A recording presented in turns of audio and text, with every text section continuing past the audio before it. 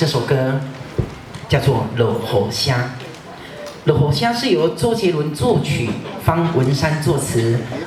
歌曲当中将游子出外打拼的心境与对父母的愧疚，那描写的极其动人，提醒听众们对于亲情是不等人的，呼吁人们要珍惜身边的长辈。全曲营造出一种凄美，然后湿润的氛围，跟刚才的《鸿雁》画上了一个完美的连结。